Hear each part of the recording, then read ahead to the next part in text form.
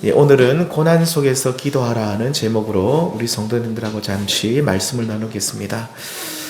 계속해서 우리가 열왕기하 말씀을 새벽 예배 때도 주일날에도 또 수요 예배 때도 계속 나누고 있는데 지난 주일에는 말씀 제목이 뭐였습니까? 다윗 때문에 또 다윗과 같이라는 제목으로 말씀드리면서 다윗은 예수님의 그림자와 같은 사람이기 때문에 유다 백성들이 망하지 않았던 이유는 다윗 때문이라는 말씀인데, 이 다윗 때문이라는 말로 오늘날로 바꾸면 우리가 망하지 않는 이유는 예수님 때문이라는 거죠. 뿐만 아니라 우리는 다윗처럼 곧 예수님처럼 또 살아야만 한다고 했습니다. 하나님께서 유다 왕들 20명 가운데서 가장 다윗과 같이 산 왕으로 평가하는 왕이 오늘 말씀에 나오는 이 히스기야입니다. 오늘 읽었던 본문 말씀처럼 그는 하나님을 의지하였는데 그의 전후 유다 여러 왕들 중에서 이 히스기야만한 왕이 없었다라고 말씀하죠. 또 그는 하나님과 연합하여서 그에게서 떠나지 않으면서 하나님의 말씀을 지키는 삶을 살았다라고 합니다. 참으로 히스기야는 다윗과 같이 곧 예수님처럼 이 땅 위에서 참된 믿음의 삶을 살았던 인물이었습니다. 자, 그렇다면 우리 성도님들, 이 히스기야는 처음부터 태어나면서부터 하나님만 의지하는 신실한 사람이었습니까? 결코 그렇지는 않은 것 같습니다. 결론적으로 말씀드리면 히스기야가 좋은 사람이 된 것은, 다윗과 같은 믿음의 삶을 살 수 있었던 것은 오직 하나님이 그를 훈련하시고 양육하신 결과다라고 말씀드릴 수 있습니다.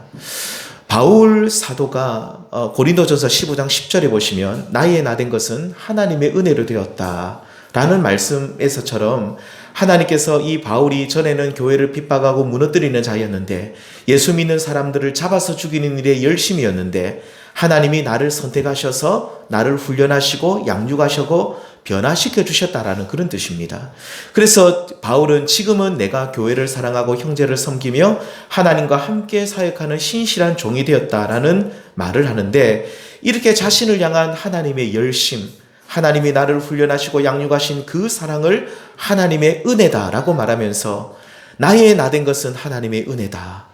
그 은혜로 인해서 내가 교회를 핍박하는 자에서 교회를 세우는 자로 변화되었다라고 고백하고 있습니다. 사도 바울뿐만 아니라 히스기야 왕도 하나님이 그를 선택하시고 그를 양육하셔서 훈련하셔서 이 히스기야는 일평생 하나님을 의지하고 하나님 말씀에 순종하는 사람으로 그를 변화시켜 가셨던 것을 우리는 보게 되는데요. 자, 그렇다면 하나님이 히스기야를 양육하실 때, 그를 훈련하실 때 사용하시는 방법이 무엇이었습니까? 다시 말하면 히스기야를 하나님만 의지하는, 하나님만을 사랑하는 사람으로 세우실 때 사용하시는 그 방법이 뭐였냐는 거죠. 그것은 다름 아닌 고난이었습니다. 성도님도 오늘날에도 하나님께서는 우리를 고난을 통해서 양육하십니다. 고난을 통해서 하나님의 사람으로 세워가시죠. 성경을 읽고 묵상하고 저도 나름 보면서 고난이 아니라 하나님이 좀 다른 방법으로 우리를 연단하시면 얼마나 좋을까라는 생각이 들 때가 너무나도 많은데, 하나님께서는 우리 인간의 약함 또 악함, 그것을 하나님은 아시기 때문에 가장 좋은 방법으로 인간의 고난을 선택하셔서 이를 통해 우리를 하나님의 사람으로 양육해 가십니다. 자, 그렇다면 히스기야 왕에게는 어떤 고난을 통해 히스기야를 양육하십니까? 다름 아닌 히스기야 시대 때 신흥 강대국이었던 아시리아라는 이 이방 민족의 침입을 통해서 히스기야를 하나님의 사람으로 세워 가십니다. 아수르라는 이 나라는요, 참 이상한 희한한 나라입니다. 굉장히 잔인한 민족으로 악명이 높았습니다. 보통 애굽이나 바벨론, 그 나중에 메데 바사 제국 이런 제국들이 자기들이 처음에 작은 나라였을 때는 좀 그런데 큰 나라가 되면 또 여러 식민지를 거느리게 되면 선정을 베푸는 것이 관례였습니다. 굉장히 후대하고 잘해줍니다, 식민지 사람들에게. 자, 하지만 이 아수르 제국은요, 엄청나게 큰 제국을, 당시 고대 근동에서 가장 엄청난 제국을 형성했음에도 불구하고 이 나라는요, 자비가 없습니다. 무슨 말이냐면 일단 침략을 하면 거기에 있는 사람들을 다 죽여버립니다. 그리고 사람들을 노예로 끌고 가는데 그냥 끌고 가지 않습니다. 이 식민지는 나의 그 충성스러운 개다. 그러니까 내가 집에서 부리는 그 가축처럼 하기 위해서 코를 다 꿰다고 합니다. 사람 연결을 하는데 이 밧줄로 연결 안 하고 코를 꿰어가지고 꼭 그 콧줄에 깨는 것처럼 코를 다 꿰가지고 바늘로 전부 다 그렇게 해서 끌고 간답니다. 굉장히 잔인한 민족입니다. 근데 그렇게 끌려가는 사람은 다행이고 다 죽여버립니다. 이 아수르의 침략을 받아서 멸망한 게 누굽니까? 주전 720년에 북쪽 이스라엘이 먼저 멸망했습니다. 잔인한 학살을 행했습니다. 엄청나게 많은 사람들이 죽임을 당했죠. 자, 이 잔인한 이 아수르는 엄청난 잔인한 민족이었는데 이 아수르가 그 북쪽 이스라엘을 멸망시킨 기세를 몰아서 이제 남쪽 유다를 쳐들어옵니다. 내가 우리 남쪽까지 삼켜버리자는 거죠. 그때 히스기야가 통치했을 때가 주전 그 통치 14년 되던 해 주전 701년이었습니다. 자, 그런데 이 히스기야 왕은 이 아수르라는 침략을 받고 너무너무 당황합니다. 이 고난 앞에 힘들어합니다. 이 어려움을 통해서 더욱 하나님만 의지하는 거룩한 백성으로 세워가시자는 하나님의 뜻이 거기에 있었는데 그는 하나님을 의지하는 대신 처음 침략했을 때 어떻게 합니까? 잔머리를 씁니다. 뇌물을 갖다 바치고 타협하는 방법을 취하죠. 18장에 보면 이렇습니다. 히스기야 왕 제14년에 아수르 왕 사네립이 올라와서 유다 모든 견고한 성읍들을 쳐서 점령하며 유다의 왕 히스기야가 라기스로 사람을 보내어 아수르 왕에게 이르되 내가 범죄하였나이다. 누구에게 지금 말하는 겁니까? 사네립에게, 아수르 왕에게 내가 범죄하였나이다. 나를 떠나도록 하소서. 왕이 내게 지우시는 것을 내가 당하리이다 하였더니 아수르 왕이 곧 은 300달란트와 금 30달란트를 정하여 유다 왕 히스기야에게 내게 한지라. 히스기야가 이에 여호와의 성전과 왕궁 곳간에 있는 은을 다 주었고 또 그때에 유다 왕 히스기야가 여호와의 성전 문의 금과 자기가 모든 기둥에 입힌 금을 벗겨 모두 아수르 왕에게 주었더라. 아멘. 자, 도대체 히스기야는 아수르 왕 사네립에게 뭘 잘못했기 때문에 내가 범죄하였나이다라고 말하면서 그가 원하는 대로 은 30달란트와 금 300달란트와 은 30달란트를 주게 됩니까? 잘못한 것이 있어서가 아니라 아수르 왕에게 굴복하는 거죠. 내가 잘못했습니다. 잘못한 거 없어요. 근데 내가 잘못했습니다. 자기가 굴복하는 겁니다. 엄청난 우리 성도님 달란트라는 이 단위는요. 고대 사회에서 상상할 수 없이 큰 단위였습니다. 은 300달란트, 금 30달란트는 엄청난 양입니다. 어마어마한 양인데 이 양을 갖다 바치려고 하니까 나라 재정을 다 털어도 안 되니까 이제 나중에 어떻게 합니까? 성전, 하나님의 성전에 들어가서 그 성전 문에 금을 다 벗기고 또 금을 다 가져오고 자기 왕궁에 기둥에 입힌 금까지 다 벗겨가지고 아수르 왕이 겨우겨우 이 달란트를 맞춰서 갖다 바칩니다. 히스기야는 북이스라엘을 멸망시키고 또 주변의 수많은 나라들을 약탈하였던 이 잔인한 아수르가 겁이 났던 겁니다. 그래서 유다에 쳐들어와서 여러 성읍들을 점령해 나가면서 드디어 이제 예루살렘까지 쳐들어오는 것을 보면서 와, 이제 우리가 끝장나겠구나. 그래, 우리가 졌으니 제발 그만두고 돌아가십시오라고 하면서 그를 달래기 위해서 조공을 갖다 바치게 되었던 것이죠. 자, 그렇다면 성도님들, 이렇게 엄청난 조공을 받은 아수르 사네립 이 왕은 그가 약속했던 대로 유다를 물러갔을까요? 물러가지 않았을까요? 안 물러갑니다. 어림도 없습니다. 줬는데요. 주든 말든 내 마음이라는 거예요. 완전 깡패입니다. 받고 나서 내 언제 받았나 하면서 다시 쳐들어오는데 어떻게 보면 더 만만하게 보는 거죠. 이것들 봐라. 다루기 쉽네? 나에게 겁을 먹었네? 하면서 더 만만하게 보고 이제는 예루살렘까지 점령해서 이 온 이스라엘을 저 북이스라엘뿐만 남쪽 유다까지 자신의 식민지로 내가 만들어야 되겠다. 그래서 18장 17절에 보시면 아수르 왕은 자신의 고국으로 돌아가기는커녕 더 많은 대군을 거느리고 예루살렘으로 와서 히스기야를 치려합니다. 자, 그제야 히스기야 왕은 정신을 차립니다. 자신이 잔머리를 써서 자신과 조국이 당한 고난을 이겨보려 했던 자신의 어리석음을 깨닫게 되죠. 아수르와 같은 악한 자들은 처음부터 끝까지 거짓말로 일관하면서 속이고 멸망시키는 존재임을 알게 되었고, 그리고 조공을 받은 뒤에 더 많은 군사를 이끌고 예루살렘으로 쳐들어오는 아수르를 보면서 이러한 고난, 이 아수르라는 고난은 내가 잔머리를 쓴다고 또 내가 가진 자원으로 해결할 수 있는 문제가 아님을 이 히스기야는 그제서야 깨닫게 되었습니다. 그래서 그가 이 아수르의 위협과 또 이 아수르 왕 사네립이 협박 공갈 편지를 보내는데 그것을 받아봅니다. 그때부터 이제 정신을 차리고 히스기야가 그때부터 이제 어떻게 합니까? 우리 함께 읽겠습니다. 시작. 히스기야 왕이 듣고 그 옷을 찢고 굵은 배를 두르고 여호와의 전에 들어가서 아수르의 군대 장관입니다. 이 랍사게가 거짓말로 백성들을 선동합니다. 또 자신과 유다를 향해서 협박합니다. 너희 하나님이 너희를 구원해 줄 수 있느냐? 말도 안 된다. 히스기야 왕이 너희를 지켜줄 것이냐? 말도 안 된다 하면서 막 이 랍사게가 엄청난 말을 쏟아냅니다. 그 말을 너무 충격을 받았습니다. 자기만 들었던 것이 아니라 온 유다 사람들이 다 듣도록 큰 소리를 외쳤던 거죠. 그는 이 모욕적인 말을 듣고 이 핍박과 환난 앞에 그는 하나님의 성전으로 올라가 굵은 배를 두르고 기도한다 라고 말합니다. 굵은 배를 두른다는 것은 회개를 말합니다. 하나님 앞에 납작 엎드려 회개하며 기도하기 시작합니다.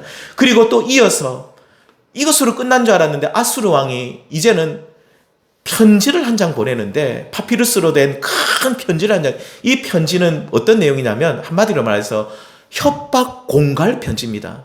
공갈과 협박, 요즘 사기꾼들이 많이 쓰는 협박 공갈. 엄청난 양의 협박 공갈 편지를 또 보냅니다. 그 편지를 읽어보면 더 충격적입니다. 그제서야 이제 14절에 히스기야가 사자의 손에서 편지를 받아보고 여호와의 성전에 올라가서 히스기야가 그 편지를 쫙 펴놓고 이제 뭘 했겠습니까? 당연히 기도하기 시작했습니다. 아수르의 공격이라는 고난 앞에서 하나님만 철저하게 이제부터 의지하게 되는 것이죠. 전에는 처음 공격했을 때는 잔머리를 써서 뇌물을 한번 주어봤지만 오히려 더 만만하게 보고 공격하는 아수르를 보면서 이제부터는 내가 하나님만 의지하여서 이 문제를 해결해야 되겠다는 결단을 내리게 되었습니다. 그러면서 하나님을 의지하는 히스기야는 아수르라는 복병, 골치 아픈 문제를 가지고 하나님 앞으로 나아가죠. 그리고 그 문제를, 복병을 가지고 하나님 앞에 기도합니다.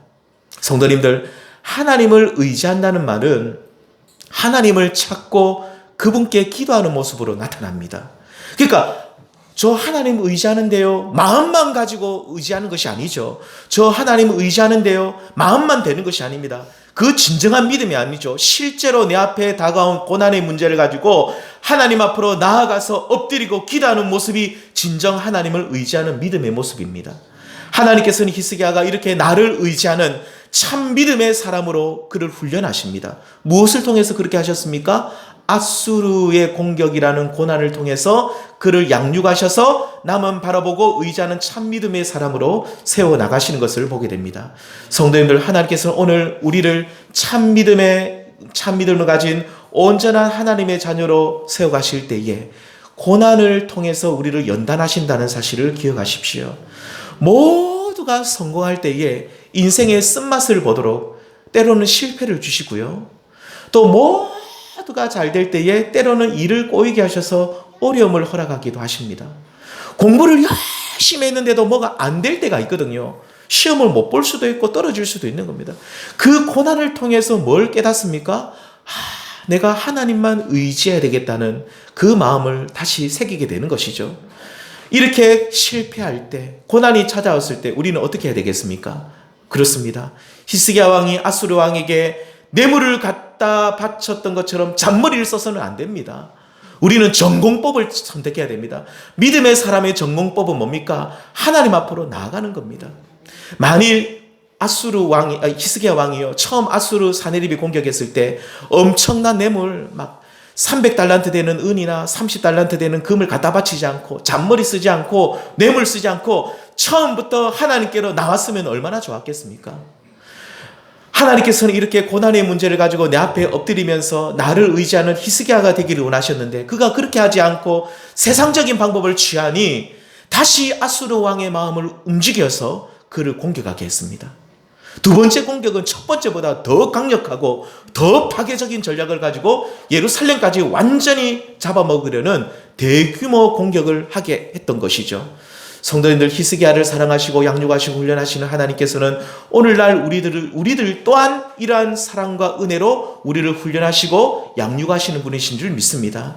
그러면서 우리로 하여금 히스기야 왕처럼 하나님만 철저하게 의지하는 진정한 하나님의 사람으로 우리를 세워주시기 위해서 고난을 허락하시는데, 그럴 때 하나님께서 원하시는 바는 하나님 앞에 엎드리는 모습입니다.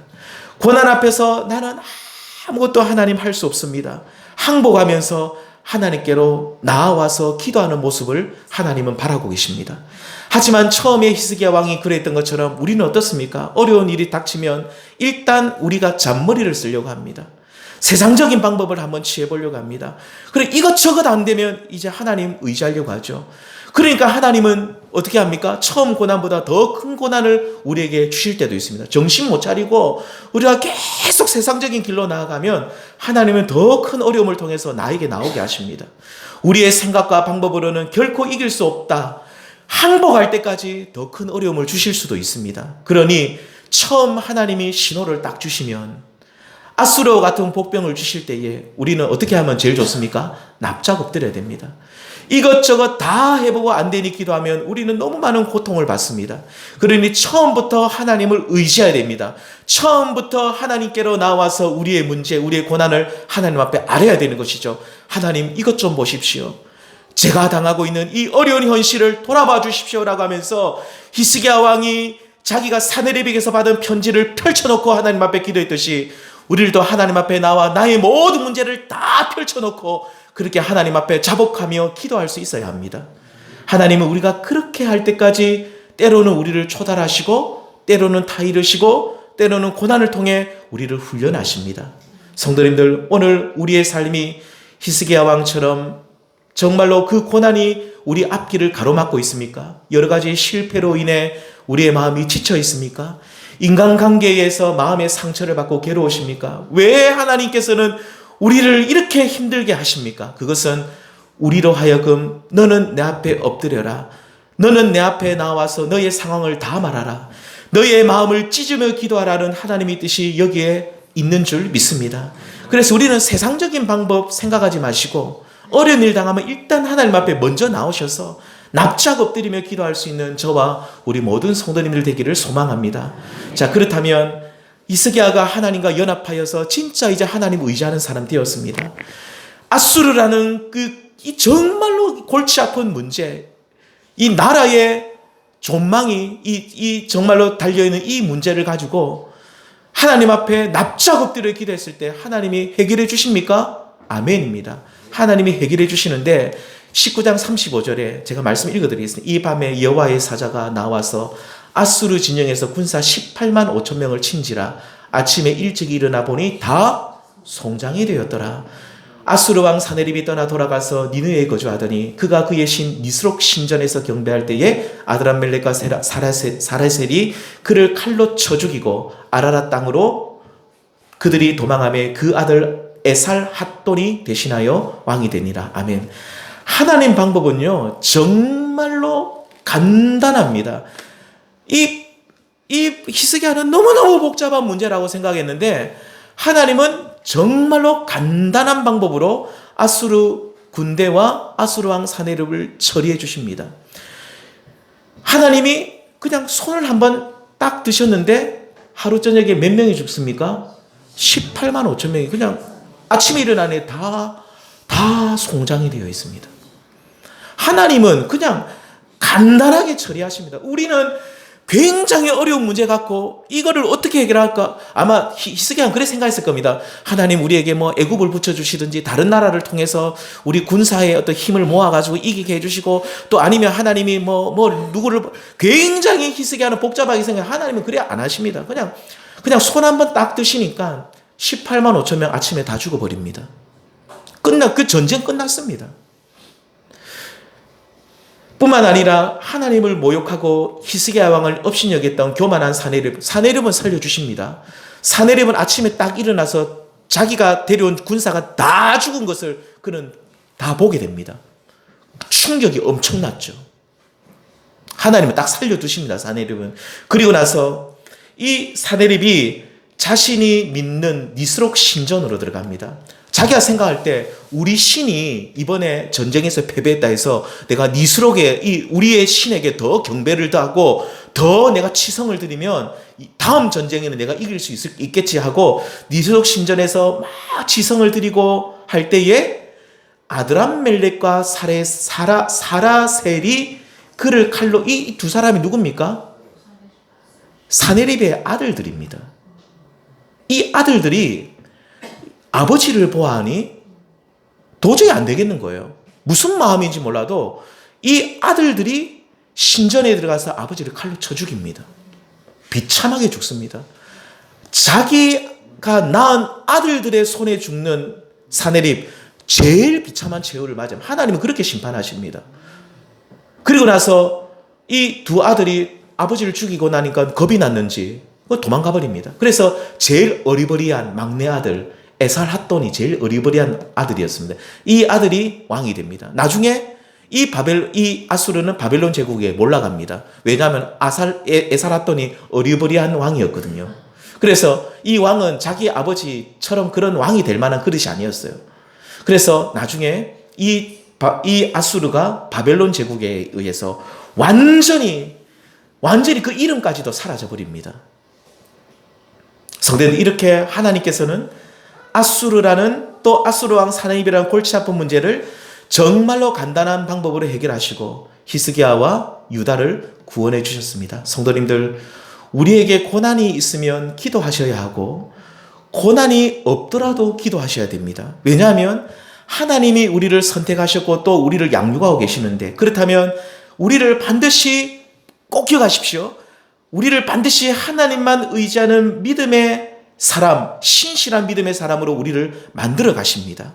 자, 그래서 고난을 당하고 엎드리는 것보다 고난을 당하기 전에 엎드리는 사람이 가장 지혜로운 사람입니다. 또한 하나님께서는 우리를 온전한 사람으로 양육하시기 위해서 고난을 주실 때에 딱 신호를 보내실 때 세상적인 방법 잔머리 쓰지 말고 모든 문제를 하나님 앞에 내어놓고 기도하는 사람이 지혜로운 사람입니다. 그렇게 하실 때 하나님께서는 우리가 알지 못하는 기가 막힌 방법으로 우리를 구원해 가십니다. 그 문제를 풀어 가시는데 우리가 생각하지 못한 방법으로 풀어 가시고 해결해 주십니다. 중요한 것은 우리 성도님들께서 직접 하나님 앞에 나와 기도하셔야 됩니다. 우리 성도님 저에게 기도 부탁하시는데 저도 기도합니다. 기도 부탁받으면 저도 꼭 메모를 해서 기도를 하는데, 기도 부탁하는 것도 좋은데 하나님은 뭘 원하시냐면 우리 성도님들이 직접 기도하는 걸 원하십니다. 제가 기도 다 해주는 그런 게 어디 있습니까? 저도 기도합니다. 우리 성도님들이 직접 기도하셔야 된다는 겁니다. 지금은 만인 제사장설, 우린 다 제사장들입니다. 다 하나님 앞에 직접 나와 기도할 수 있는 겁니다. 매일 교회 오기 힘드신 분들이 있다면 집에서라도 성경을 펴고 읽으시면서 기도하셔야 됩니다. 이번 주 토요일부터 저는 주보 나오는데 온세토를 시작하려고 합니다. 온세토가 뭐냐면 온가족 새벽 기도 토요일입니다. 온세토. 사실 저는 여러 가지 프로그램 잘할 줄도 모르고 하는 거 별로 좋아하지 않습니다. 또 성도님들 매일매일 교회 불러내가지고 막 교회 봉사시키는 것도 좋아하지 않습니다. 하지만 기도는 하셔야 됩니다. 매일 새벽 기도 못 나오시니까 제가 아무리 생각해도 토요일은 그래도 나오실 수 있지 않을까라는 생각을 좀 하게 됩니다. 토요일 날 쉬는 날이 많기 때문에 그렇죠. 그래서 가족들이 다 함께 나오면 좋을 것 같습니다. 그래서 온세토입니다. 2024년 이제 2달밖에 안 남았습니다. 저는 우리 성도님들 모두가 이 2024년이 다가기 전에 하나님 앞에 엎드리는 히스기야 왕처럼 엎드리는 그 복된 모습이 있기를 축원드립니다. 지금 고난 당하시는 분들이 있다면 하나님 앞에 나와 엎드려 기도하십시오. 고난이 없더라도 엎드려 기도하실 때에 하나님께서 그 고난까지도 비켜가게 하여 주실 줄 믿습니다. 성도님들, 우리 예수님께서도 이 땅에 계실 때에 고난 받으셨고 우리 예수님도 고난을 많이 받으셨습니다. 또 기도하셨습니다. 대충 기도하신 것이 아니라 우리 예수님은 이렇게 기도하셨습니다. 제가 이 말씀 읽어드리고 마치겠습니다. 예수님은 그는 육체에 계실 때에 자기를 죽음에서 능히 구원하시리에게 심한 통곡과 눈물로 간구와 소원을 올렸고, 누가 그렇게 하셨다고요? 우리 예수님이. 그의 경건하심으로 말미암아 들으심을 얻었느니라. 8절, 그가 아들이시면서도 받으신 고난으로 순종함을 배웠다. 예수님께서는 로마의 식민지 하에 사시면서 온갖 수모와 고통을 당하셨고, 세리들에 의해서 부당한 세금도 과세받으셨습니다. 또 먼지가 펄펄 나는 팔레스타인 그 지역에서 환경오염이 그 극심한 그곳에서 목수로도 사시면서 육체 노동까지 하시면서 고생을 많이 하신 분이 우리 예수님이십니다. 끝까지 우리 예수님이 사랑을 베푸셨던 제자들에게 배신당하셨습니다. 십자가 위에서 온갖 모욕과 조롱과 침뱉음과 육체 고통 다 당하셨습니다. 그 고난 속에서 예수님은 심한 통곡과 눈물로 간구와 소원을 올리셨습니다. 예수님께서는 고난 속에서 기도하심으로써 아버지께 순종하셨죠. 우리들도 그러므로 히스기야 왕처럼, 그리고 우리가 반드시 닮아야 할 우리 구주 예수님처럼 고난 중에서 우리들도 날마다 하나님 앞에 엎드릴 수 있는 저와 우리 모든 성도님 되기를 바랍니다. 우리 예수님처럼 심한 통곡과 눈물로 간구와 소원을 올린 우리 예수님처럼 우리들도 기도의 자리로 나아가셔서 기도하실 때마다 하나님이 하늘 문을 여시고 응답하시고 우리의 고난을 비껴가게 하시고 우리의 문제를 해결하시고 우리를 구원하여 주실 줄 믿습니다. 이 놀라운 하나님의 구원의 역사를 우리 이뤄가시는 기도하는 성도님들 다 될 수 있기를 우리 주님의 이름으로 축원드립니다. 기도하시겠습니다. 하나님 감사합니다.